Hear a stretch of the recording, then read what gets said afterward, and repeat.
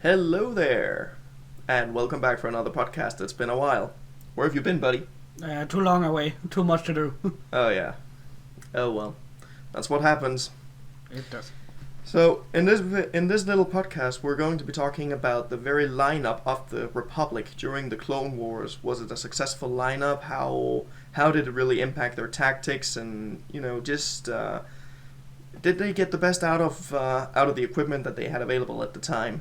And judging by what happened without the influence of Palpatine, I would say that the Republic definitely managed to get the best out of it. But why don't you try and flesh it out?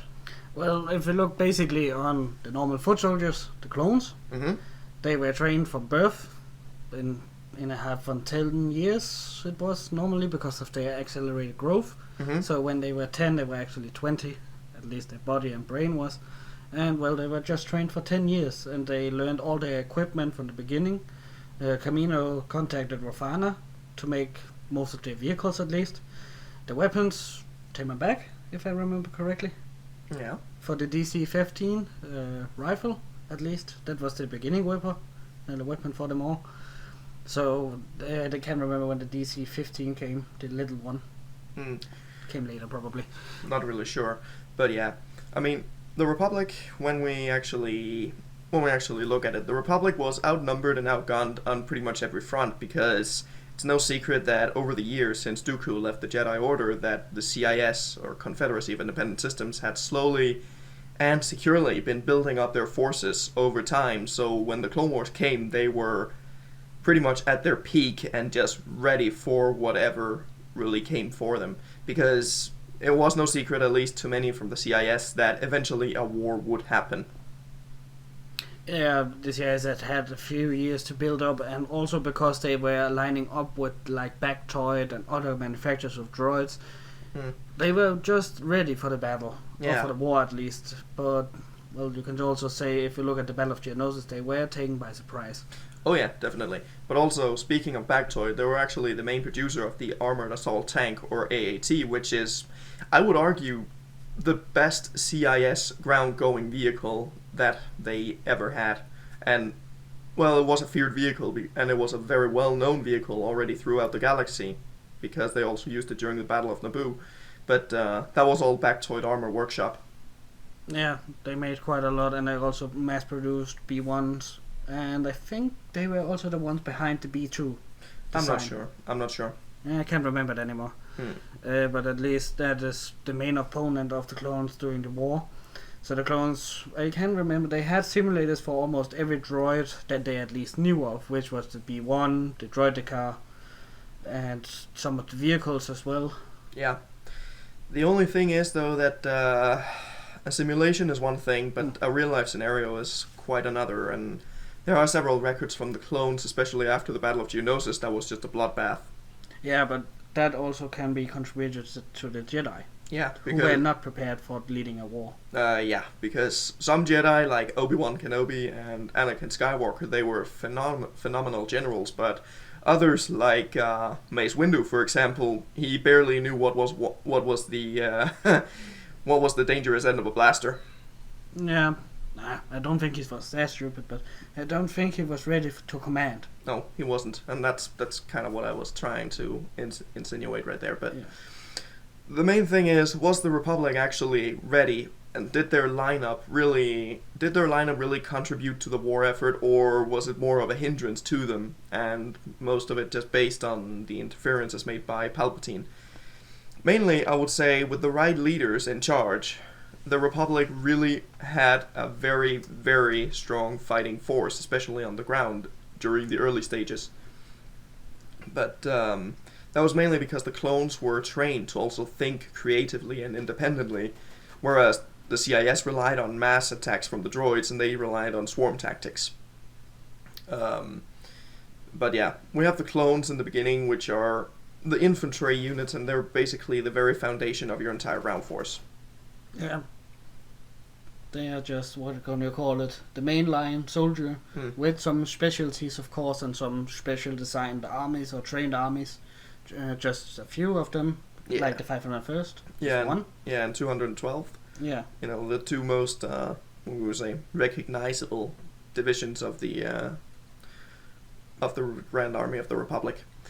But I mean, not everything was up to the clones, because they also did have some other material, like their bark speeders, for example, which were incredibly fast, but they also had many other vehicles. Some of the very big mainstays, at least, were the ATT Walker, but also the ATRTs. And the ATT, as we know, is the mainstay tank of the clones, used for almost every situation, except when they had to go faster, they had to use the ATRT.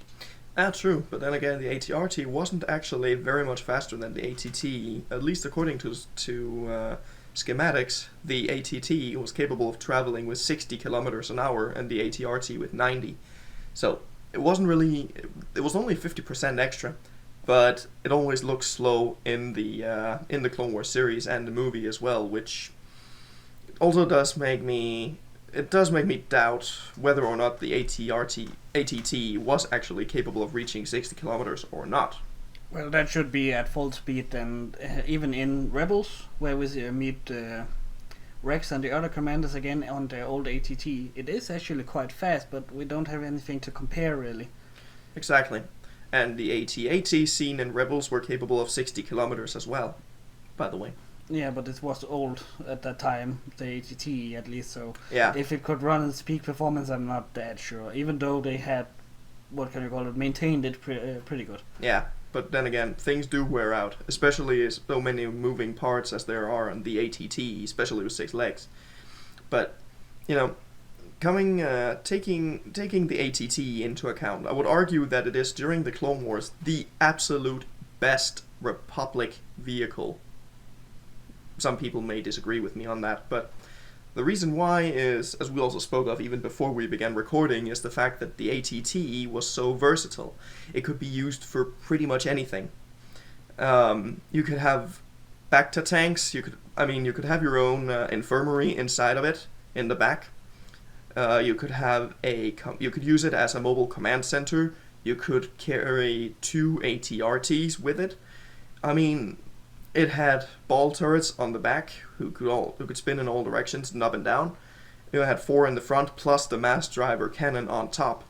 That thing was covered from every angle. You couldn't outflank it. You couldn't really surprise it with anything. It was just it could take on pretty much anything that the CIS had, maybe with the exception of the super tank. Yeah. But apart from that, the mass driver cannon, one shot from that would be enough to put an AAT out of its misery right then and there. Maybe true. If you had a lucky shot. If you had a lucky shot, yeah. But a direct hit on an AAT, although decently heavily armored and pretty maneuverable, a single blast from that mass driver cannon of the ATTE would put it out of its misery, no questions asked. Indeed. But I think we've been rambling on enough about the ATT, but we did forget to mention that it could also climb vertical slopes, which is another huge bonus. The biggest weakness was probably that it wasn't too far above the ground, so the best weapon to use against the ATT was either shooting the driver right around the glass where the cockpit was, or mines. Yeah.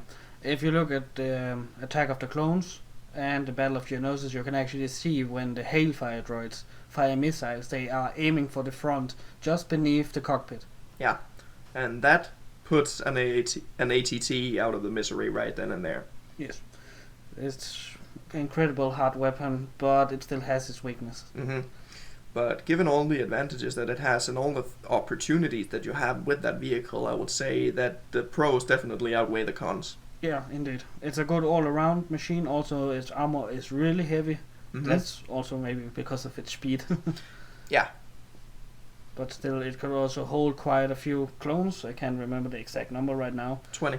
And then maybe also some ATRTs, only them. I can remember it can hold clones as well at the same, except their driver. Yeah. Well, I mean, there is a little bit of space in the frontal compartment of the ATTE still, but mainly it was behind the middle section in the back part, so to speak, that was mainly configured into different configurations. Yeah. Again, infirmary with a lot of Bacta tanks and Command center. treatment facilities. Yeah, command center. Hangar bay for ATRTs or I can remember. Speeder bikes. Speeder bikes, yeah. So they could be used for a variety of different things, and the weapon systems were the same, no matter the configuration you had. Yeah, they didn't change the outside, just the inside. Yeah. At least I can't remember if they have ever changed it. At least we don't see it in any of the shows. Well, then it would only be because they put different paint jobs. Yeah, paint jobs, of course. But I mean, there may have been some small incremental improvements here and there during the war as it progressed, but that's something that we don't really see. But I wouldn't put it behind the Rothana heavy engineering to actually improve over time. Yeah. New threats, new defenses, new weapons, improved mass driver, improved lasers maybe. Yeah, but I'm also thinking about, I mean, again, taking into account all the legs, there are a lot of small ball bearings and moving parts in all those legs. I'm also thinking that they may perhaps have found ways to make the ride a little bit more comfortable over time, make the moving parts stronger, those that are strained the most, those kind of small improvements that we really don't see, but that would only really be felt in an actual battle scenario. Yeah, you can look at Clone Wars with the Battle of Ryloth, when they are riding in the ATTs inside where you see the command center. It actually looks quite an enjoyable ride. It's just shaking a little bit. Yeah, but then again, that can't really be avoided because legs will always have a tendency to shake things a little bit, and you can't really predict the terrain or anything. So no, yeah, the terrain is especially difficult sometimes on different battlefields. Definitely, yeah. That is Legends, of course, but they have been stuck sometimes on muddy planets. Wouldn't surprise me. Something like Jabin, for example. Yeah, that's a good example. Yeah, that was an outright nightmare for the Republic, but yeah. Especially for the walkers. They got stuck everywhere. Oh yeah. But all around, the ATT is probably the best tank they had during the war. More all around. Yeah, I would even argue that it's the best vehicle in the Clone Wars. Yeah, probably. Best ground-going vehicle, yeah, that is. Ground-going, yeah. So, I mean, the biggest issue that the Republic might have had during the Clone Wars was that on planetary assaults they didn't really have very much air support. Yeah, that's true. The only air support that they really had were the LAATs, or Republic gunships, which, as we know, are not very maneuverable. I mean, they're just basic repulsor lifts, and they're not very maneuverable in the same way that many starfighters. Starfighters that could be used for ground assaults. X-wings being a prime example of that.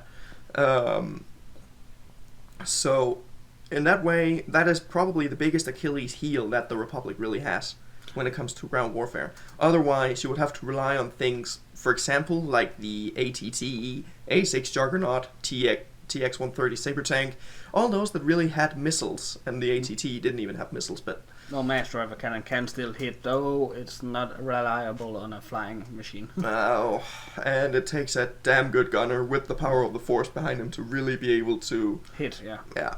The chance is not big because the cannon is a bit slow to rotate and maneuver around, and the shot to just go in one direction. It takes some time to fight the next. Yeah, but not only that, the problem is also that it's limited how much they can point the gun upwards. Yeah.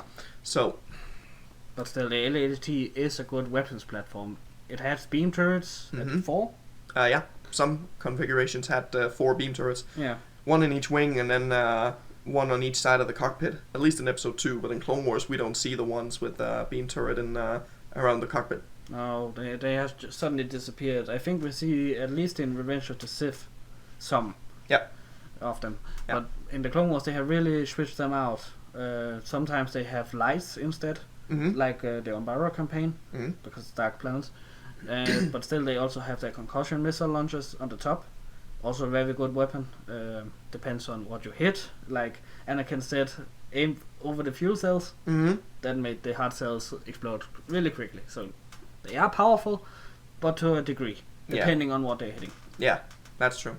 But then again, I will say though that heart cells are also pretty soft-skinned ships in total. Yeah. So they are transports most of the time, at least. But then again, a lot of the CIS ships are very soft-skinned vehicles. I mean, even looking at the engine units on the Munificence, I mean, ATTs deployed on asteroids. destroying munificence from behind. Yeah. Granted, the shields were focused on the front because they were in an asteroid field, but it still does put some merit into either the CIS having very weak armor around some places, or the ATT actually being a very, very powerful weapon, especially with the mass driver cannon. I think we're somewhere in the middle. Indeed. Yeah. But still, yeah, the Republic didn't really need to develop that much of assaults from the air because the LAT was good for the time, and the CIS didn't really have some in the beginning. Only fighters in that. It was only later in the Clone Wars when they finally developed their own gunship. I can't remember the full name of it anymore. HVP, Heavy Weapons Platform. Yeah, and that was the only real counter, like, what could I say, in the air. On planets at least, because you could send in starfighters, they would make a mess of an LAAT. Oh yeah. But still, it's still a good support platform. Mm-hmm. And it can carry how many troops? 20 as well, or was it less? Something like it. Yeah, or one AT-RT as we see in the Battle of Umbara. Where they actually, is it 2 they deploy? I can't remember. I think it's 1. The Lego version has a speeder bike. Yeah, it has a speeder bike, yeah. So... Well, maybe they will come up with it at some time. It has to be big. Yeah. But that's a good weapons platform. If you remember Star Wars Battlefront 2 Classic, it was actually used for space battles, which it could be used for. But it was not a good ship. For that, it was the absolute worst piece of crap you could find. Yeah. But for troop deployment, for basic air assault, or just reconnaissance, getting a good view of the battlefield and such, then it was actually a very decent weapon. And those laser cannons, or beam turrets, on the LAATs, they sliced through Hailfires and OG-9 homing droids as a hot knife through butter. Yeah. Which you see on the Battle of Geonosis in Attack of the Clones. So, the LAAT, low altitude assault transport, definitely a good ship. But... it has pros and cons. It definitely does. For dogfighting and such, you might as well just forget all about it. But for the other things that we mentioned, it's actually really good. It all depends on how you use your stuff and how you use the equipment that you've been given. So another vehicle that I'm actually quite interested in, though, at least in the Republic ground setup, is the TX-130 Saber tank. You know me pretty well, and you know that I have only good things to say about that thing. Yeah, indeed. It's your favorite vehicle. If you can play it in any game, you take it. I can't deny that, but that's a different story. But the thing is, though, with the Saber tank, I usually prefer vehicles myself that are very fast and very maneuverable, be able to get from point A to point B fast. Which is also, yes, I know we spoke a lot about the LAAT and the ATT and such, but if I could choose my own personal vehicle from the Republic lineup during the Clone Wars, I would, no questions asked, or no doubt, take the Saber tank. The main reason why is because it can go up to 320 kilometers an hour, which is 200 miles per hour. Yeah, that's fast. Although only over very short distances, because it's like a speed burst, so to speak. But it's basically, it's if you've ever sat inside a Tesla car, if you floor that thing, it just blasts off, and you're being pushed back in the seat, almost like if you accelerate a plane. The Saber tank could go faster than that. But it didn't have the same problem with obstacles and such, because being a repulsor-lift vehicle, it was just hovering over the ground. And it was very maneuverable as well. It had some decently heavy armament, some medium laser cannons on each side. Some of the models did have a mounted beam laser on top, or a light vehicle, light infantry cannon on top, yeah. Usually dual barrel. Also, it had rockets. 100 of them, in fact. And they were actually quite good. They also were capable of making quite a dent in fortifications and AATs. Yeah, and it also has shields, so it doesn't have to rely only on its armor, at least when it comes to plasma or laser. Yeah, energy-based weapons, yeah. Although the shields didn't really have much of an effect on the armor of the Saber tank if you used physical weapons against it. Oh, of course. like rockets and that would just go through and hit the armor. But the armor was decent enough. The armor was decent, but some of the anti-vehicle rockets that were on board of the AAT, if they hit the Saber tank, the Saber tank would go down. There's no doubt there. But vice versa, if the Saber tank fired its armament at the AAT, which does have heavier armor than the Saber tank, but is not as fast or maneuverable, then the Saber tank would also be able to put the AAT out of its misery. They're very much on an equal spectrum right there. The AAT is heavier, but the Saber tank is quicker and has a bigger variety of weapons depending on the configuration. Yeah. So I actually did make a video about that. That was my first versus video on the channel back in 2016. Yeah, that's a long time ago, and it's still your favorite. Yeah. But at least we also have to discuss that it has a weak point, which is the back. The back and the belly. Yeah. If they get hit, but at least it's a hover tank, so it will not hit mines. Unless it's detection mines. Yeah. But it's still a soft skin vehicle on the bottom. Yeah, it is. And the back is also pretty weak because its hatch is there to interread the tank. Yeah, that's actually a design that they took from the Merkava tank, the main battle tank of Israel. Yeah. So we were actually at the tank museum in Germany back then. They actually had a Merkava. That's true. Mark 1, yeah, with the escape hatch in the back. Yeah, that's a long time ago, but still. Yeah. So, but that's a small design that they've actually taken from real life, which I think is pretty damn epic. It is. So sometimes they collect ideas from the real world and implement them. Mm-hmm. So, but I mean, that was pretty much. I don't really think that there is much more to the Republic ground forces, so to speak. I mean, we do have the ATAP or All-Terrain Attack Pod. The thing is, though, Juggernaut and the A6 Juggernaut, of course, but those were only used in very limited numbers because the ATAP was too specifically designed for one purpose that the ATTE was very capable of fulfilling. Already, yeah. Yeah, so it was limited how much it was used, but the A6 Juggernaut, especially the Juggernaut series in general, they were the heaviest ground-going Republic vehicle during the Clone Wars. Even bigger than the AT-AT from the Empire later on. Oh, they were more than twice as big. Yeah. The difference is, it was so big that I am actually surprised that they brought any of them, of all places, to Kashyyyk. Yeah, I'm also surprised because it's a forest, first of all. Uh-huh. The terrain is not that well suited for tracked vehicles. Or wheeled, for that matter. Yeah, wheeled, yeah. Sorry. I would actually argue that it's decently well for tracked vehicles, but for wheeled vehicles, no. But the thing is, though, being over 50 meters long, and an AT-AT is only 22 meters long, by the way, and it's also taller than an AT-AT, how, with trees that are over 1 kilometer tall on Kashyyyk, and with these dense forests, why, for the will of the Force, would anyone bring a Juggernaut there? Well, at least we can say that they just had to roll down to the beach. True. Which is more open terrain, but still, when we look at Revenge of the Sith, the Venator has landed behind the trees, so they have to go through that first. Yeah. How they got through, I have no idea. Though there are not that many trees there, so perhaps that was okay. But if they had to go into the jungle and fight, I think that would be a big problem for that tank. Definitely. The best that the Republic would have then was actually the AT-RTs. Yeah. Even the Saber tanks would have trouble maneuvering around in between those trees. Yeah, because they are really dense sometimes. Yeah. Depends on where you are in Kashyyyk, because there are some small open areas, but they are not that big. I think that's also why they decided to take the assault on the beach. Yeah, it is. Also, the AT-AP is like an AT-TE, just a big mass driver cannon actually, but it's for sniping vehicles. Yeah, it is. But it could be used as a short-range form of artillery as well. As well, yeah.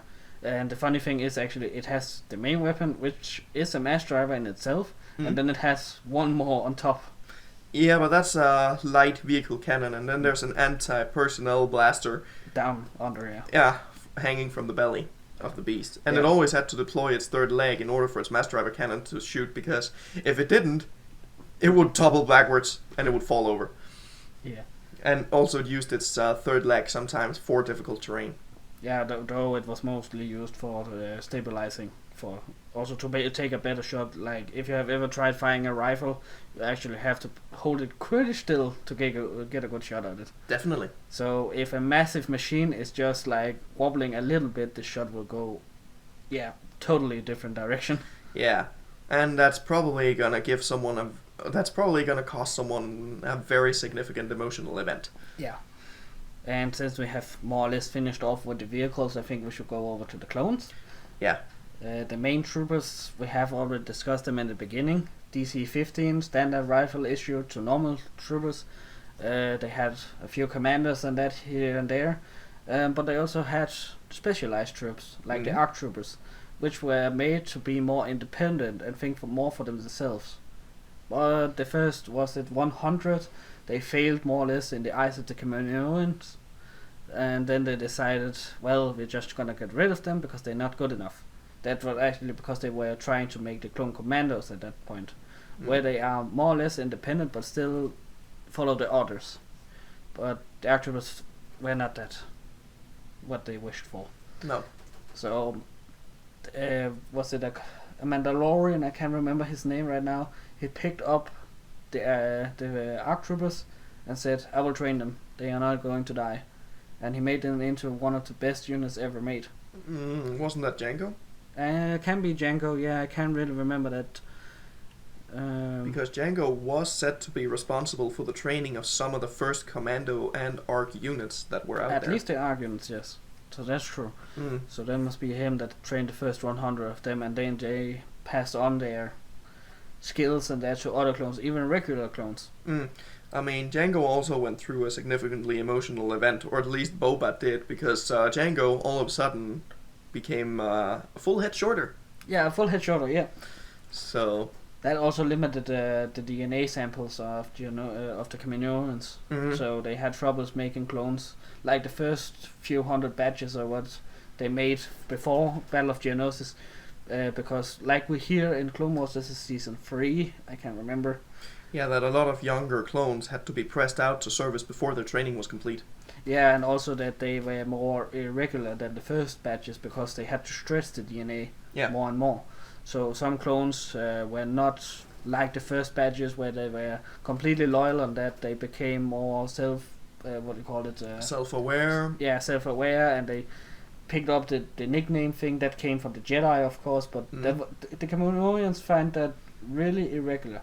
Yeah, and the Kaminoans were ultimate perfectionists. Like, you won't find any other species in Star Wars that literally care so little for anything except perfection. Yeah, if you look at the Kaminoans themselves, they are not born naturally anymore. They are actually cloning themselves. Yeah, and they only take the perfect ones. If you have like the wrong eye color, you are killed immediately. Yeah, you basically you basically have a species who have become such, how to put it, they've become so obsessed with perfectionism that they're basically killing off their own species in order to genetically modify themselves into being the perfect beings.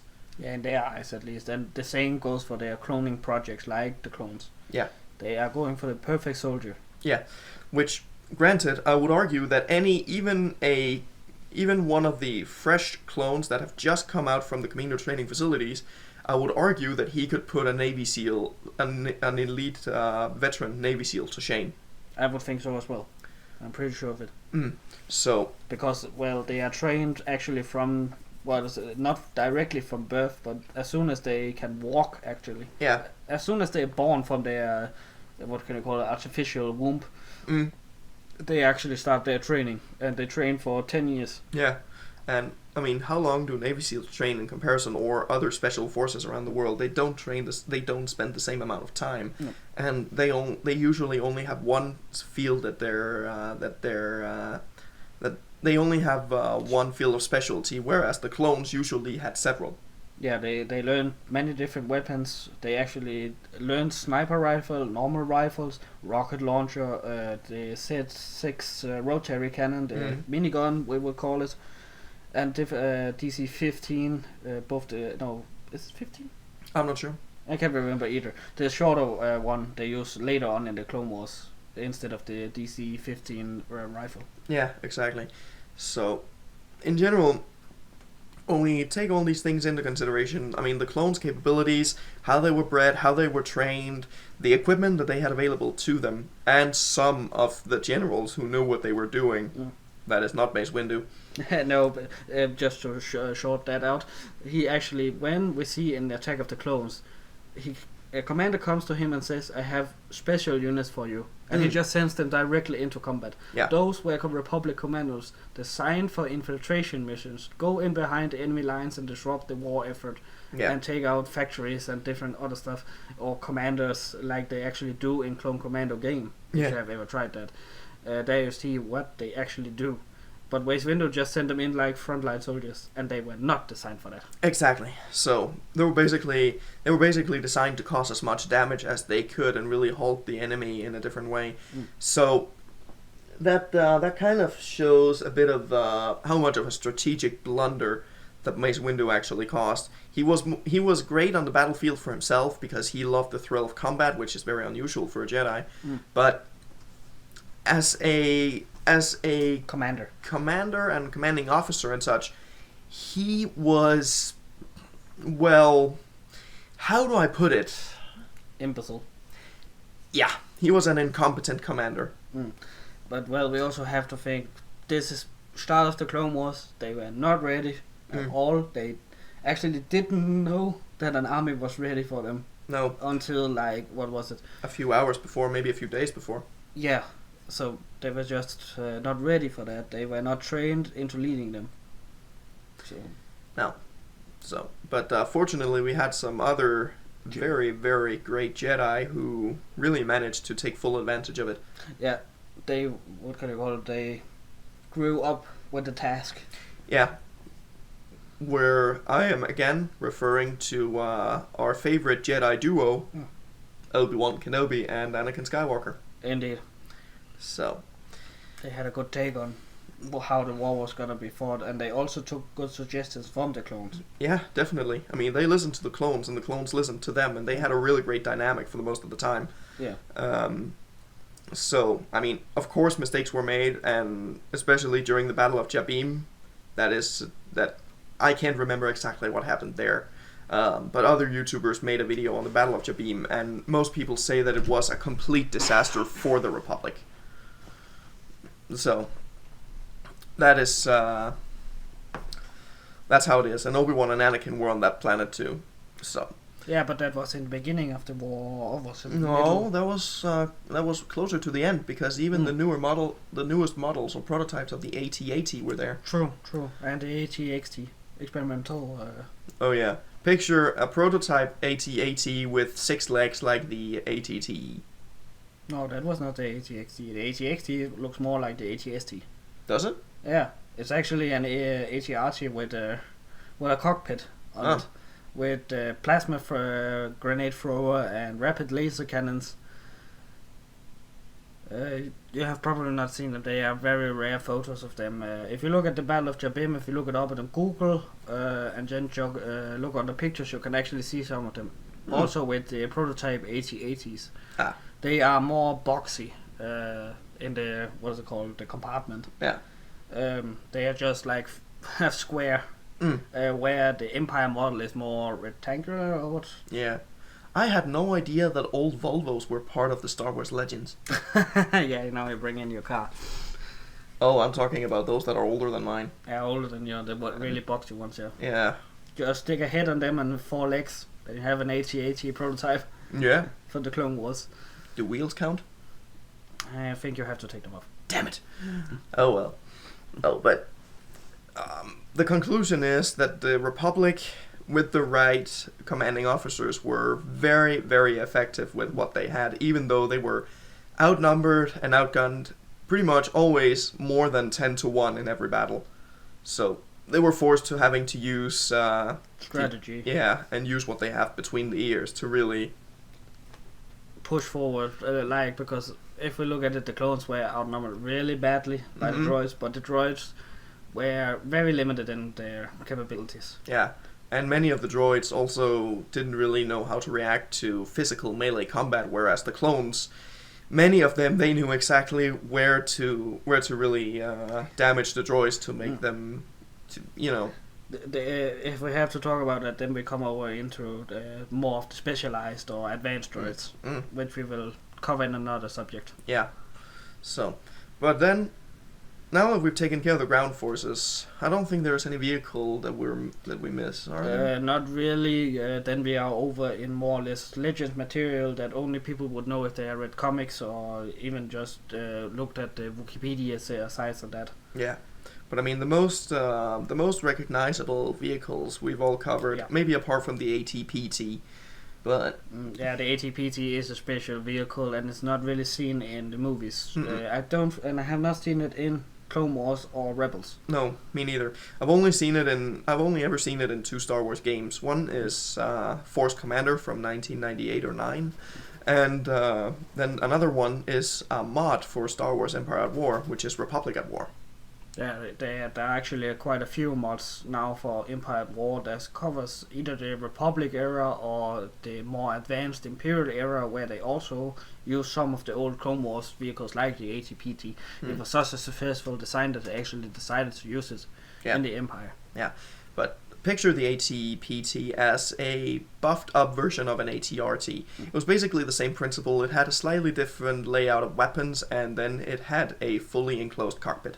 Yeah, it had a rapid-fire anti-infantry cannons and a grenade launcher. Yeah. That also, the AT-RT did have the grenade. Yeah, kinda, yeah. But it only had one rapid-fire cannon, not anti-infantry rapid-fire. So that's the difference. And also it's smaller. It's more close to the ground. Oh, yeah. But the AT-RT is definitely one of the best vehicles for really shredding infantry. Yeah. And going fast. And they were still tall enough that they could just step on a battle droid. Yeah. If anything, if the battle droid didn't want to move and they basically run out of their plasma cells or Tabana gas cells in order to be able to fire their weapons, you could always step on them. Yeah. Or throw a grenade because you were in open. So you you could use your rifle if you had one. I'm not sure if AT-RT drivers actually have hand weapons on them most of the time. I would assume that they at least have a smaller DC blaster or something like that, Maybe or at least a pistol, because you still, if your vehicle is destroyed and you survive, you still have to be able to defend yourself at least to a basic level without having to get into a physical melee combat, because you against 50 battle droids, we all know how that will go. Yeah, but also one thing that's very stupid about it is that you're so open that you can get hit by a sniper. Definitely. But well, it's a scouting vehicle actually, most really. Yeah. Recon. Yeah, and it's called. I can't remember the full name. Yeah. It's all-terrain recon transport. Is it all-terrain recon transport, AT-RT. So, but I mean that was basic. That's pretty much it for the Republic, and for what they have, they're very good at using it. And even if their Jedi generals are incompetent in that regard, the clones themselves are still capable of individual thought. Yeah, unlike the droids, they had later on in the war at least some more, what can I call it, independence. Which is why they became so much more talkative, which I find hilarious. I almost feel bad for droids now that they're getting destroyed on such a regular basis. Yeah. Especially the one that in the first episode of Clone Wars, the AAT is jumping around with Yoda inside of it, and he's like, "But I just got promoted." Yeah, that is a fun one. Almost feel bad for it. So, but let's cover that in another video. Yeah. So the rest of the Republic lineup is the Republic Navy, which was also, like their ground forces, their navy was pretty much designed around the ground force, around how effective could their ground forces be. But at the same time, they also had to cover a different subject, which was war in space. Star Wars, surprise, surprise. So, where did that leave us? I mean, in the very beginning of the Clone Wars, they had one powerful ship that was basically a heavy cruiser. Some call them frigates, but they are heavy cruisers. Those were the acclamators. Yeah, and the first acclamator that we know and see in Attack of the Clones is actually mostly a transport. It is armed, but it's limited because it has more space for troopers and vehicles. Yeah.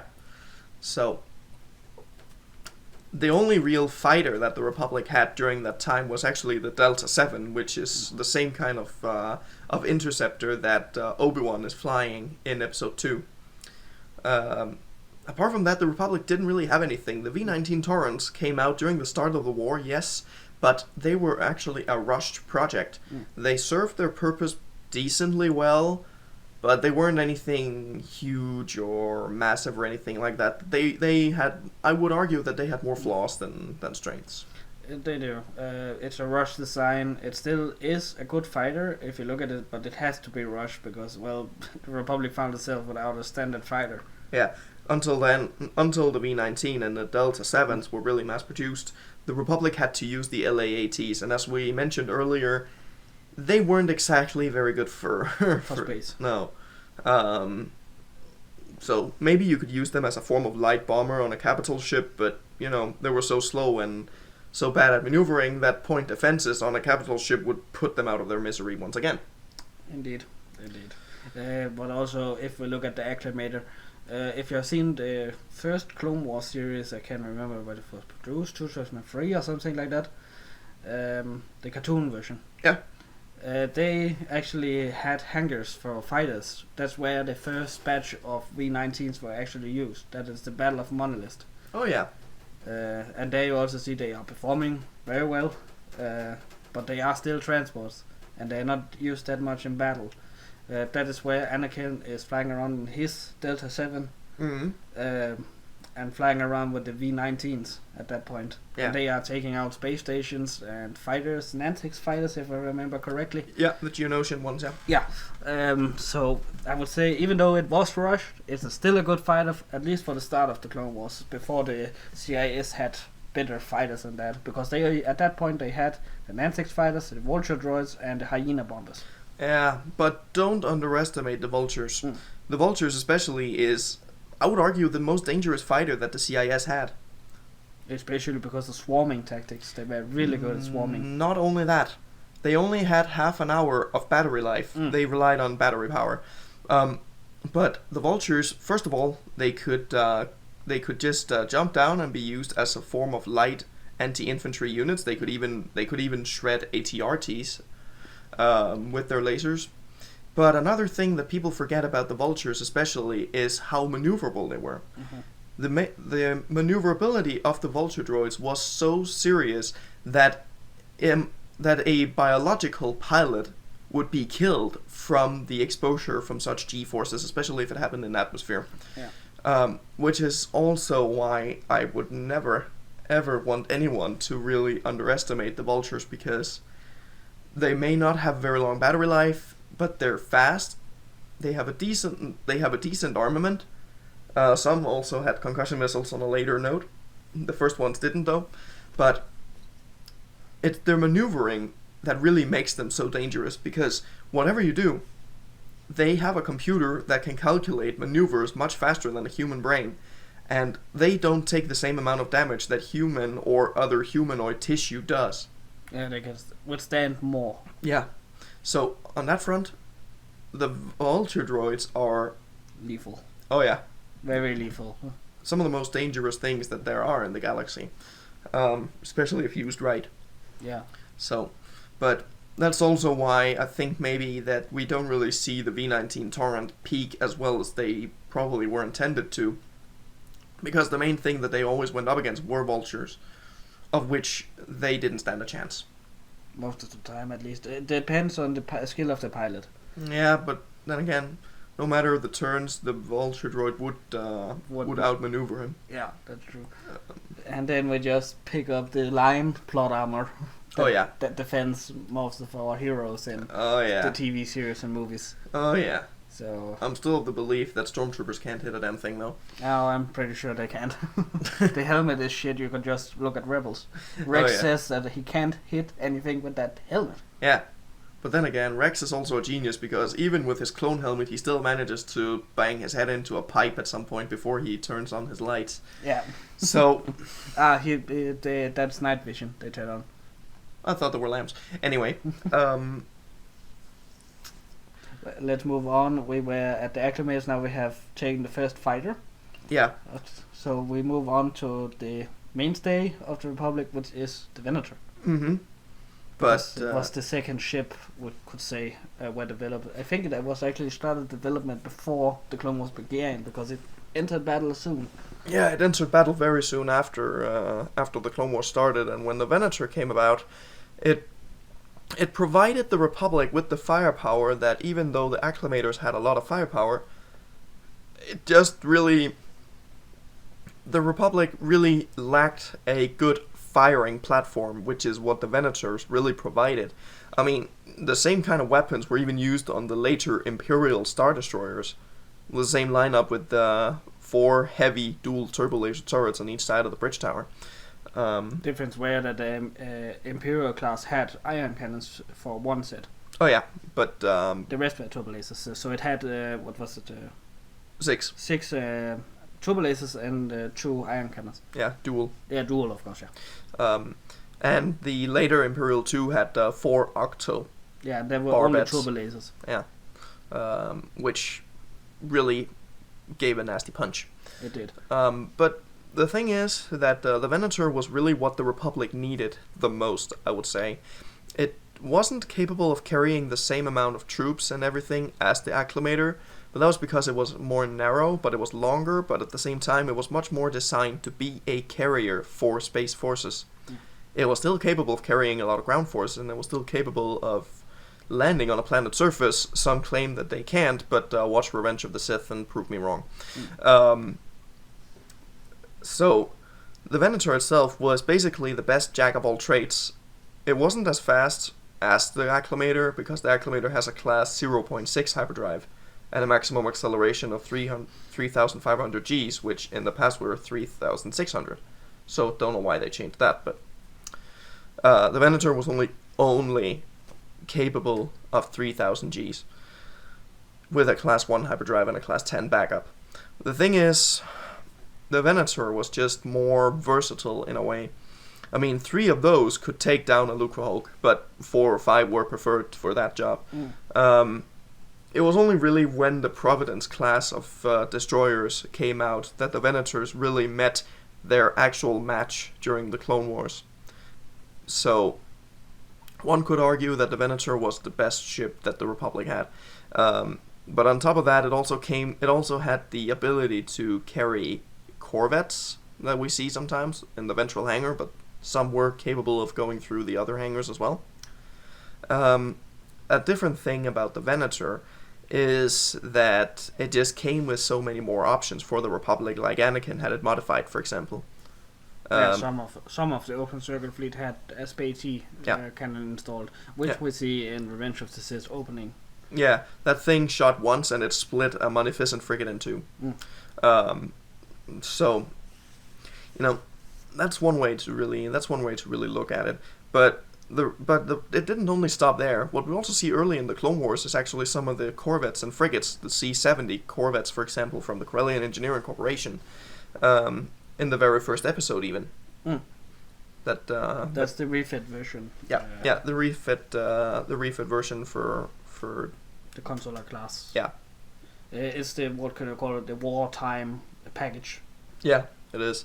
And I mean, for self-defense and such, it's a decent ship, but anything that the CIS had could basically take it out, because when it comes to direct warships, that was the smallest warship that the Republic had. We don't really see anything that the CIS have that is of a comparable size.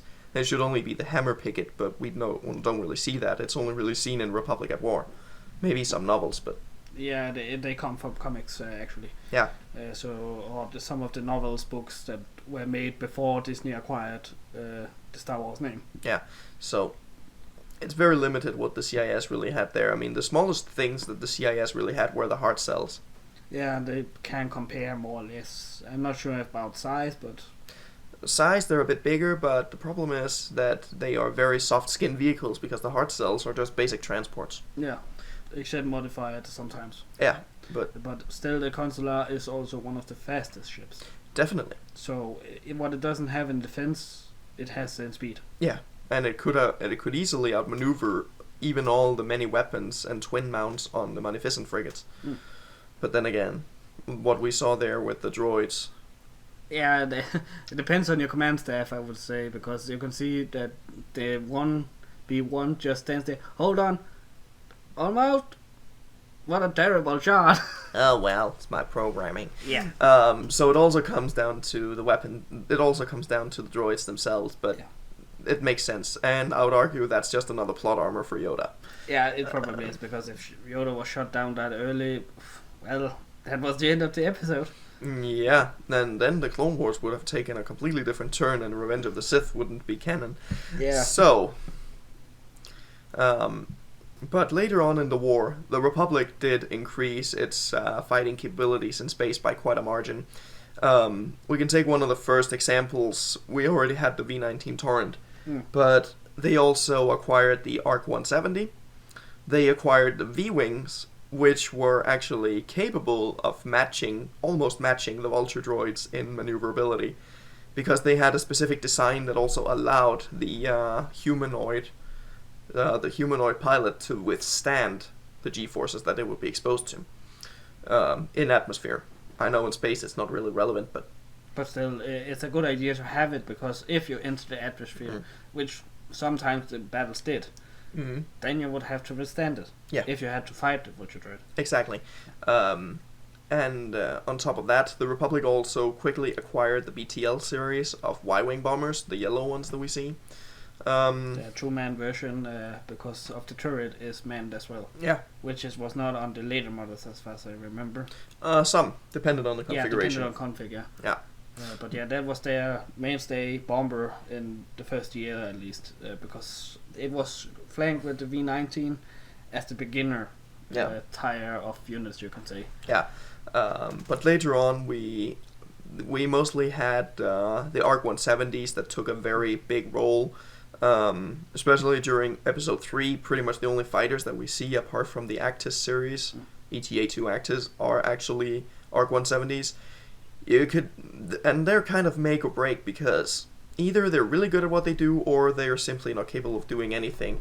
What I mean by that is that if the ARC-170s come up against something like Tri-Droids, they're being shredded to pieces. But if a few ARC-170s go up against a Magnificent, for example, they're going to take the thing down. Yeah, because they are more or less a heavy fighter with a specialty of bomber. Yeah, I mean they're a little heavier than an X-wing, but basically they're pretty good at serving the same role. Yeah, and they are actually the ancestor of the X-wing. They are made by the same company. Yeah, Incom Corporation. Yeah. Yeah. So. And also one fighter we actually almost missed is the Z-95. Yeah. Clone Wars version. Yep. But it is there, and we even see it in the Clone Wars. Yeah, you see it in the Battle for Barrow for the first time, I think it is. And then it's also an ancestor of the X-Wing, but also it's a replacement for the V-19. Mostly it should have been. I'm not sure if they really replaced it. Something with manufacturing and off all the time. Yeah, but that was where the V-wing took over, because the V-wing was a very, very dangerous fighter to come up against, and that was actually something that the CIS during the later stages of the Clone Wars, they outright feared the V-wing, because it was so maneuverable. Yeah. Yeah, it's maneuverable, and it's not really a fighter; it's more of an interceptor. Yeah. Though it had deflector shields and an astromech, which is more normally designed for a fighter. Yeah, but the astromech was something that was built into it. It wasn't an actual. It wasn't like you can do with an X-wing and a Y-wing, where you can just pop an astromech down in it. It was built into the hull. It was part of the machinery. Yeah, and what also allowed it to go so fast and really made it so powerful was actually its, funny enough, twin ion engines. TIE. Yeah. Have we heard that before? TIE fighter series from the Empire. Exactly. The V-wing was actually a predecessor of them. Yeah, which if in the end of episode 3 you can actually hear them when two of them are flying by. Yeah, it sounds exactly like a TIE. Yeah. So it's actually the ancestor of the TIE series, which is a whole series for itself. So there are also some bigger, more special ships that were used during the Clone Wars. For example, the Mandator class. Yeah, heavy dreadnought ships. Yeah, they're one of your favorites. Yeah. The bigger the ship, the more I love it. Yeah, I know. But still, yeah, the Mendator, we haven't seen them in any canon images or movies or even series, which I think is a shame, because one of them were like, was it 1,000 Resicant class light destroyers, if I remember correctly. Yeah, it was capable of engaging 1,000 Resicant light destroyers, and only then it would meet its match. Mm-hmm. On top of that, its power core was so powerful that it could power up an entire planet and still have power left. Yeah, and still be able to produce more. So that speaks volumes about it, both shields and weapons. Yeah.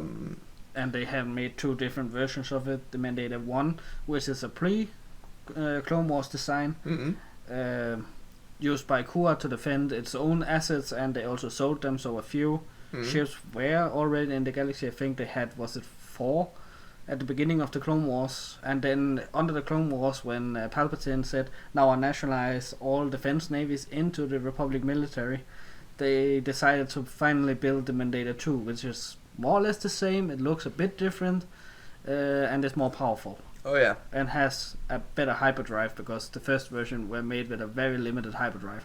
It was basically just a defensive ship. Yeah. It was made there to it was just made to be there and to look big and intimidating and dangerous.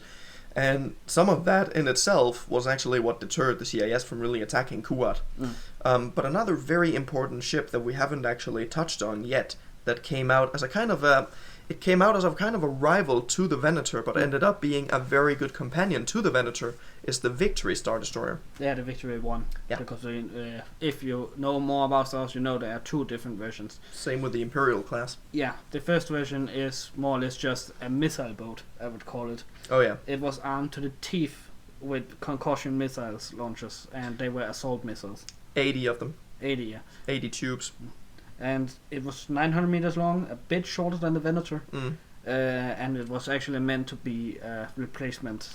It was meant to be Rendili Star Drive's kind of counter product or answer to Kuat Driveyard's Venator. But eventually, being that Rendili was a subsidiary of Kuat, or became so during the Clone Wars, Kuat kind of helped to finalize the design.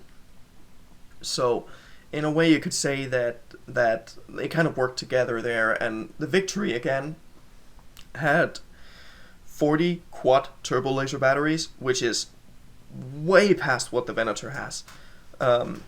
Plus all of its concussion missiles. So in a way, the Victory kind of provided the extra amount of firepower that the Venator lacked, whereas the Venator was much more dependent on its fighter and bomber layout. Yeah, you could say if you put them together, they actually make a good mix, because the Victory is its own fighting ship, where the Venator will then support with all its fighters. Yeah, but the difference is that the Victory was much slower than the Venator, and it also didn't have so many. It also didn't have the same hangar capacity, but it had slightly more powerful armor, and it had slightly more powerful shields. It wasn't a huge margin. It was actually, I think, less than 10%. Yeah. But it was still a bit more, and then again, the vast majority of its weapons also made up for it. The problem is, the Venator had a very big weakness with its openly exposed hangars. One well-placed concussion missiles or torpedo could blow up the entire thing if it went in the hangar. The Victory had the problem that if it was outflanked and exposed to heavy firepower on the side, it would detonate all of its concussion missiles, blowing up the entire ship that way. So strength and weakness. There are strengths and weaknesses there, pros and cons, yeah. Which is also why many looked at the Victory as a kind of long-range artillery platform in space. Yeah, and if you have played Empire at War, Force of Corruption with Republic at War mods installed, you'll actually see the Victory functions more like a long-range artillery platform than a real battleship, because, well, its concussion missile can fire quite a long distance, if you can see the enemy, of course. Yeah, and even if the Victory gets into close proximity combat or anything like that, point-blank range, for example, those 40 quad turbo lasers are still going to make a dent. Yeah. And the sad thing is, we haven't seen it in the series or movies. Sadly not. But another ship that we actually have seen in a series now, even in a live-action series, is the Arquitens class. Those two, that ship and the Mandalorian ship, is 2 different designs. Yeah, but it's still an Arquidens. It's just a Yeah. different configuration. Actually, it's called something different. So Imperial Light Cruiser is what they call it, but no, it's called 546 class. really, Yeah, it has a different name. incredible. And the layout in the bridge and everything is different. So I don't. They may be designed on the same basics, but no, not the same line. Incredible. You'll have to look it up later. Mm. But yes, they are Quintus class, small ship with consular engines, but a bit more firepower than the consulars, Oh yeah. and a bit bigger, of Mm. course. Well, actually, the design of the engines on the Arquidens were the same as those on the Consular, except that they were bigger. Yeah. But then again, the what's it called? The Arquidens also did have some. It was a very powerful little ship. Like, it was a very little power package, great for flanking maneuvers and taking down things like Resicant class light destroyers, because that was basically what they were optimized for. Especially with their maneuvering, the Resicant could take out an Arquidens, and I would also argue that the Resicant is stronger and superior to the Arquidens, to a point. It is because bigger ship, more cannons, probably has better shields. I am not sure about the armor because CIS ships, at least the Resicant and the Munificent, has weak armor. It does. We touched on the weak armor of CIS ships earlier when we spoke about the ATT. Yes. But what I'm also thinking is that especially with the Resicants and especially with the Arquidens class cruisers, the Arquidens had very powerful weapons for their small size. The difference is where did they use them, and if they used them on the very skeletal-looking Resicant light destroyers, it wouldn't take long for the shields in that particular area to be brought down, which is where the Resicant would suffer the same weakness as the Nebulon B-class frigate with a very narrow frame, and it could be split apart. Yeah, especially if you hit where the engines are connected to the rest of the ship. Yeah. That would at least disable the ship, more or less. That's true. And then we also had some other small ships around the same size as the Arquidens. I mean, one of the other ships that we didn't even touch on in the very beginning of the Clone Wars is the Dreadnought class heavy cruiser. Indeed, powerhouse, I would say. A real damn powerhouse. Like, I actually made a versus video with it, putting it up against the Munificent class frigate. You really cannot outflank that thing. It is armed to the teeth with weapons all around, front, back, everywhere, top, bottom. It has cannons in every direction. It does. Except behind it. No, even behind it. Oh, even behind it. Yeah. So, the thing is, the Dreadnought, not only, it doesn't have very strong shields, however, it is built like a tank. It is even, I think it's during the Dark Empire. Yeah. Yeah, that a Dreadnought class heavy cruiser rams into an Imperial Star Destroyer. It destroys the Imperial Star Destroyer, and I even think that the Dreadnought survives, albeit heavily damaged. Maybe even totaled. Yeah, probably. That would be quite a feat, but still, it got through. It got through, which speaks volumes about how powerful the armor on the Dreadnought class cruiser actually is. And you have to think that by that time, the Dreadnought had been around for long during the Dark Empire. Around 160 years, yeah. Yeah, and in the Clone Wars, they had been around for what? Oh, it was during Clone Wars. They'd been around for 160 years. Yeah, okay. So they have been around, what, almost 200 years at the Dark Empire time. Yep. And they could match almost modern ship at that point. Yep. But during the Clone Wars, where they were a bit younger, of course, but still in heavy use, many governments and that purchased them for their own defense fleets, doing over sectors and that. Yeah, the biggest Achilles heel with the Dreadnought class heavy cruisers is actually the fact that they were very labor intensive. Yeah. Like the original versions, the first configurations of the Dreadnought class heavy cruisers, they required 16,000 men. They required a crew of 16,000. That is more than a Venator class Star Destroyer. And the Dreadnought is only 600 meters long. Exactly. Almost half. Yeah. Almost half, yeah. Yeah. So, it did later on help that they were slave wired, or what do they call it? Slave circuiting. Yeah, slave circuiting. And they did that to the Katana fleet. It reduced their crew from 16,000 to 2,200. Unfortunately, there was a virus and the Katana fleet was lost. Yeah, It was Admiral Thrawn that discovered it again during Legends, of course, but that was after the New Republic was born in that. And he really did give the New Republic a run for its money, because the Dreadnought class heavy cruisers are not to be, well, trifled with. Yeah. Even though they are old, they are still heavy ships. They have good firepower. Their armor is really heavy. I am not sure about how good the shield actually is. The shield were decent for their time, but for the time of the Clone Wars, just about pathetic, I would say. Yeah, so it has to rely on the armor. But still, it was a good ship, though you had to make a slave circuit for it to actually really work, because 16,000 men for one ship, that is quite a lot. Where if you can manage 2,200, well, that's still better. I can't even remember how many they used in a Venator. Fewer. Yeah, fewer at least. But still, even though it is old at the time and it is what you call it, dated at the time, most would say, it actually still quite put a punch up. Exactly. Because it can take on more modern ship like the Magnificent and the Resident class light destroyer. They are not that old at the time of the Clone Wars. Exactly. The Magnificent was already built by the Banking clan at the time. 7,400 men on a Venator. Okay, well, it's also twice as long, almost. And less than half the crew. Yeah. So, that's pretty extreme. Yeah, and that is also taking into account that they have pilots in that. Okay, so that's the full crew. Okay, yeah, where even the Dreadnought does not have a hangar.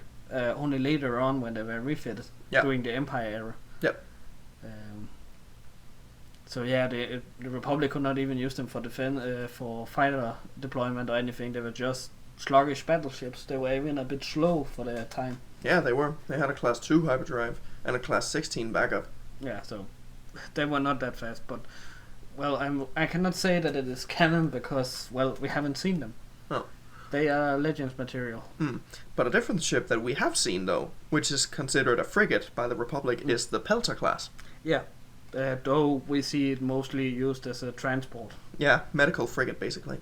But it's because it actually, if you look on the material on the internet, it had two configurations. The normal transport medical version we know, and then a war configuration. Yeah. So, and the Republic used both. Yeah, but what we see is mostly the transport and the medical version. That's true. And then there's another ship that we don't really see. It's also only in comics and Republic at War, as far as I'm concerned. The Syntax class. Yeah, the Syntax class, heavy cruiser. Yeah. Yeah, I can't really remember much about it. Oh, it had an interdiction field, at least in the game. Yeah. And so it was very well armed. Armor was decent. Shield was also decent. It was a torpedo platform, yeah. Yeah, torpedo platform. Yeah. On top of that, though, what I'm also thinking is that the Kara cruisers. Yeah, the Kara cruisers. They are more or less like a Dreadnought, just smaller. They look like a Dreadnought, yeah. Yeah. Just smaller, yeah, but they still have a very decent armament. But I think they're actually categorized either as frigates or light cruisers. Yeah, I can't remember. It's one of the two. But still, it's a good competition for the Dreadnought for, what can I call it, an escort role. Oh, yeah. It could also shoot down fighters because its weapon system was so new and fast tracking. It was a Kuat designed ship to compete with the Dreadnought from Rendili. That was before Rendili and Kuat joined together. Yeah. Well, I wouldn't exactly say that the Kara cruiser should be a rival to the Dreadnought probably not. Because it didn't have any turbo lasers, whereas the Dreadnought, as far as I remember, had 20 heavy dual turbo lasers. In fact. Yeah. But for size, it had a punch. Oh yeah, definitely. But it was mostly designed actually for anti-fighter duty. Yeah.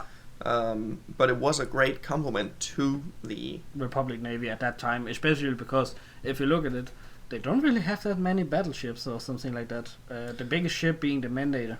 Yeah, but then again, the Mandator was only used very, very sparingly, and otherwise we don't really see the Victory anywhere. So the only real kind of warship ships that we could class as battleships were the Acclamators and Venators. Yeah, they were the only real frontline units we see. Yeah. And the Acclamator was mostly a transport. It could fight, but it was used sparsely, I think. Yeah. If you look at like the Clone Wars, We don't really see the acclimator engaging in combat. No. They are mostly landing troops or... And seeing some getting destroyed by planetary weapons on Ryloth. Yeah, the proton cannon, yeah. Granted, the proton cannon is a very big gun. And very powerful gun. Is it more powerful than the mass driver on the ATT? Possibly. Well, if you look at the barrel, it is bigger. Yeah. And its shots look a bit bigger, so probably yes. I'm not sure, because also proton cannons use a high explosive volatile shot, where a mass driver is a mass projectile with plasma around it. Yeah. So I think the proton cannon has bigger explosive power. Yeah, it may have a bigger punch, so to speak, and more explosive power, but whereas the mass driver may more or less resemble a Sabo dart. Yeah, I would say that. But again, that was pure speculation on my part. Yeah, but I think the proton cannon is the stronger one. Yeah. Depends on your situation, I think. Definitely. But yeah, I think we have covered most of the ships, at least from Republic Navy. We still have some shuttles and that, but they are not very talkative. You'll see them in the Clone Wars, what they use most of the time. Yeah, and that's mainly the T6 and the NU or new class. And that's pretty much what there is. I mean, there isn't really much else to talk about, except for some of the special single-use ships like the Stealth class. Yeah, that Anakin is basically about to kiss because he doesn't know it's there.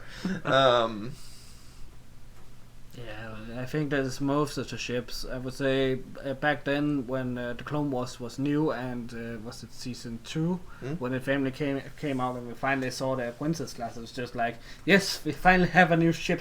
Yeah. Because, well, if you play like strategy games like Empire at War and you like mods and that, then you sometimes just think like, why does the Republic only have so few ships, or where the CIS most of the time actually have double. And then you play some of those strategy games and you're like, huh. Yeah, also the different units that you didn't know about because of Legends material or comics. Yeah. Depends on if you come from a country where you can actually get the old books, comics and that, where you have pictures inside and that, where you can actually see some different designs. Most of the time mods use them as illustrations for a ship or something like that. Sometimes they only can find the description, but they still make a beautiful model. Yeah, they do. So, but it's mostly if you want to get into these things. I mean, comics if you have them available. Otherwise, Wikipedia is your best bet. If you know the name of some of the ships, go from there, and then usually there is something related to or something compared to, and then slowly you can dive down the rabbit hole that way. But mostly the strategy games are what really got us into it, because we didn't really have much else. No, we come from a country where if you have to get the comics or the books, you either have to get them as ebooks, or you have to scour the internet for other sites to get them. Yeah. Like America, but then you have to wait quite a while for them to arrive. So I would say ebooks is probably the best way, though I'm not sure if ebooks actually have pictures on that or they are just telling the story.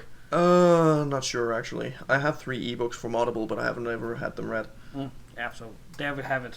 We are not sure about that. No, but then again, those 3 books that I have is from A Song of Ice and Fire. Yeah, okay, they're not Star Wars related then. No. So we cannot say that, but, well, yeah, get the comics, get the books if you still can, because, well, they are classified as Legends material today, so I don't know if they are still being produced or have been shelved by Disney. I mean, the Jedi Path is. Yeah, okay, some books, but they haven't been turned around. Okay, it says Disney right there. Yeah. So that's a bit newer. But now we are talking about the old comics, back when Star Wars didn't have sequels, where it just ended by Return of the Jedi, where some authors got allowed by LucasArts to produce more material. Yeah. And some of that material was actually used in some of the games. I mean, the first game, I think, where we really see a Dreadnought class heavy cruiser, for example, is actually Jedi Knight Academy. Yeah, There you see one during the BIS mission. Yeah, during the mission where you have to scout out the remains of the planet BIS shortly after Reborn Emperor Palpatine decides not a few years after, because Luke has more students. Yeah. At that time, so it must be a few years later.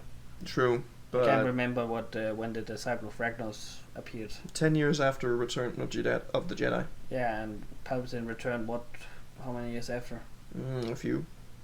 4? Not sure. 4 maybe? Not sure. I can't remember. Well, that's not what we're going to discuss. No. But mainly, back to the point, was the Republic actually well equipped to handle the Clone Wars? I would say, on ground, yes, they were good trained soldiers, prepared for years at a time, and Navy, well acclimated, was a decent ship in the beginning. Had some problems, of course, with some of the bigger ships like the Hulk class carriers at that point, or what they called at that time. Yeah. And when the introduction of the Venator, perfect match, good platform for many things, both cannons and fighters, and even ground, though they were a bit smaller about that point, where the Acclimator was still the main transport, which they were used very good for. Later on, smaller ships or introduction of a bit older ships like the Dreadnought, they got more and more firepower, and they were quickly to match the CIS. The CIS also made some very nasty weapons and some nasty ships where they actually took one ship and made another version of it bigger.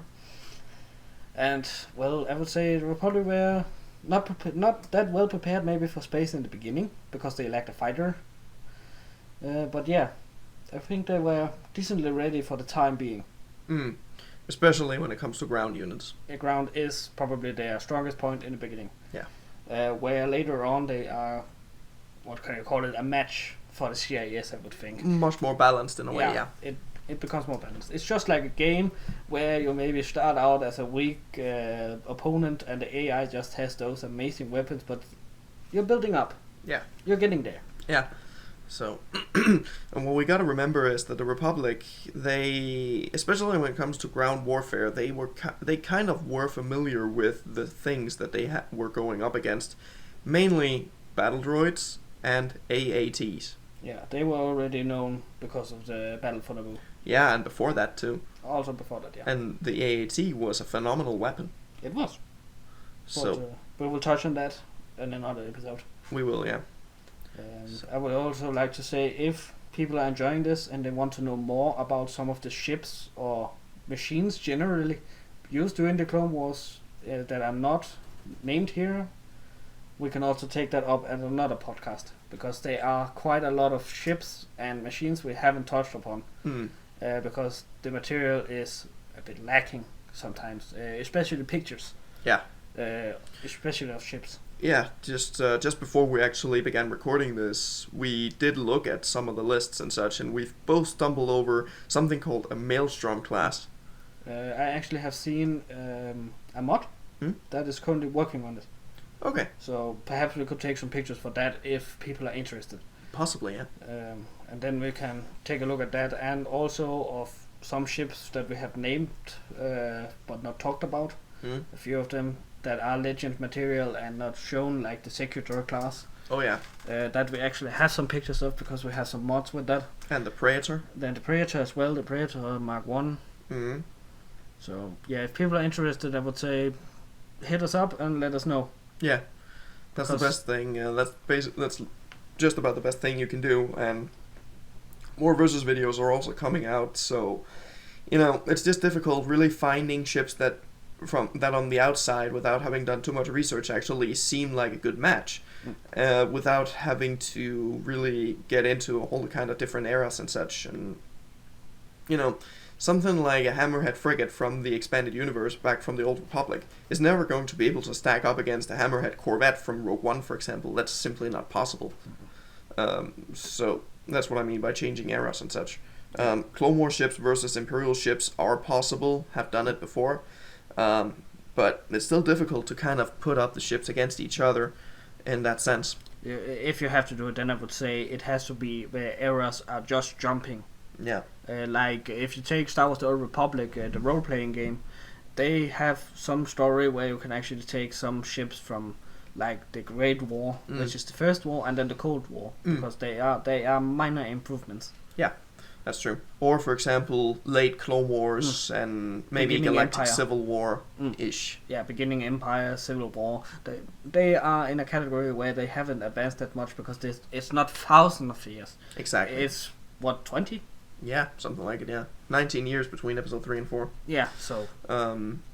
So on that front, I mean, there has already been a video out with a Providence versus an Imperial class, for example, and Home 1 versus a Providence. So there has been some cross era ship matches there, but mainly because they are not that far away from each other. Like if you have to take like one from Star Wars: The Old Republic and an Imperial Star Destroyer, that would be an unfair match. It would, yeah, it would. I mean, there's no doubt that the Imperial Star Destroyer would win. Indeed. So enhancement in armor and shield and weapons. Everything. Yeah, everything. So, but yeah, more videos will be coming out. More podcasts will be coming. Eventually, we'll be doing the same kind of thing where we'll evaluate the CIS equipment, just around the Clone Wars and prior to the Clone Wars to see were the CIS prepared, because we all know they were. So we'll see how it goes. Yeah, we will try to record it, of course, as soon as we can. But you can see, well, since the last podcast, it has been a few years maybe. Yeah, something like it. Because we have busy lives as well. Oh yeah. We're working that. We are not full-time YouTubers or something like that. No. No, it's a disaster, isn't it? It's a disaster. It is, indeed. Yeah. Think about all the people who could be well informed by these podcasts. Indeed. Don't worry, it's fine. Yeah. We will pick it up when we can. Yeah. It just takes some time, but also we need subjects sometimes to find out what should we talk about. Yeah. Today we have talked about that for like 2 weeks. So we finally picked it up together and said, now we're doing it. Yeah. So it was just the perfect time, and that was just... Yeah, it fit. So, but I mean, it is possible for us to be able to really... It is possible for us to stretch a podcast over half an hour just talking about one ship, like we did with the X-Wing back then. Yeah. So if you have one specific ship and you want to know opinion and specifications about it, we can also do that. It takes about half an hour maybe. It could. Depends on the ship and how much information we can dig up. Yeah. But one thing I'm considering is actually, in the future, talking about the Ugly series. Yeah, we could. I just remember one of our friends saw that today, one of them, and he said, "What the hell is that shit?" Yeah, it was like, what the heck is that? Like, literally, what is that abomination? Yeah. It was the Die Wing. TIE Fighter cockpit and Y-Wing engines. Yeah. And yes, it looks about as hideous as it sounds. Yeah, but you can say, good worth of scrap. Yeah. I mean, recycling, yay! Yeah, that's always good, at least in our world. I don't know how Star Wars look at it. But yeah. I mean, I would be angry if I was flying around in some random ship and all of a sudden, especially if it was a Naboo starfighter, and all of a sudden a piece of space debris slammed against my ship and scratched the paint. I would be pretty angry. Yeah, I can understand. That's also a royal ship. Yeah. So it looks nice. Yeah, it does. Well designed. Beautiful ship. It is. So put some Y-Wing engines in there. That would look like hell. It's a good thing you have your own car. Yeah. Yes, I didn't get home. Oh, but well, I think it's about time for us to round it off. So we have been rambling for almost 1.5 hours. Oh yeah, poor souls listening to us. Indeed. So, all right. Anyway, everyone, thank you for watching, and well, all I can say is, may the Force be with you. Always. Yes. Do you have any other subjects? Do hit us up. We'll get it done eventually around 2050 something. Yeah, probably. But if the more you give us, the more we can talk about, like Imperial Navy, the Rebellions, Navy, New Republic. If you're interested in that, we only take Legends material from that because it's not that fleshed out yet. Now, the canon tabs on Wikipedia where we get most of our information from is usually not very well fleshed out. There is a single single time where I actually discovered that it was more fleshed out. I can't remember which one right now. But Legends were more fleshed out than... Legends really often comes up with details, and it's also the Legends tab I always use for my versus videos, unless, for example, the canon tab can give me some more specific details about this or that. Yeah, and also depends on if the ship has been made canon. Maybe it's only a Legend ship. It depends. Mm-hmm. If you take 2 canon ships, you need to use the canon details. Unless the Legend still has more information. Yeah. But as Disney fleshes out more of their stories and whatever you would call the new movies, the more details we can use. And the more detail it will get. Yeah. Until that, we will just use the Legends parts, and sometimes we will even touch upon subjects that are only known in Legends. Oh yeah. Such as if we hit a point where we will talk about the New Republic, you can only hear us talk about Legends material then. Basically, yeah. I mean, how many canon stories incorporate something like a Majestic class heavy cruiser? Yeah, exactly. Yeah, you can't even count it on one hand. 0.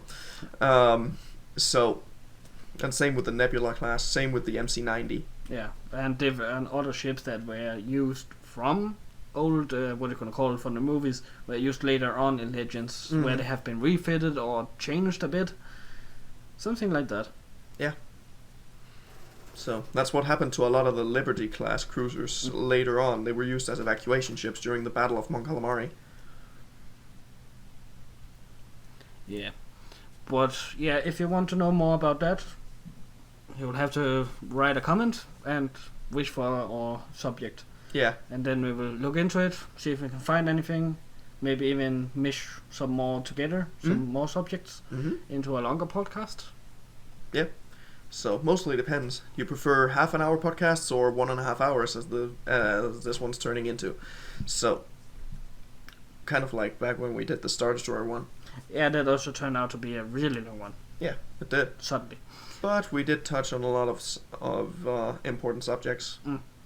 So it depends on how much information is on that subject, and then we will take it from there. Maybe we will cut it down. Depends. It does. So, well, I guess that's about it. Take care, you all, and may the Force be with you. Always. Always.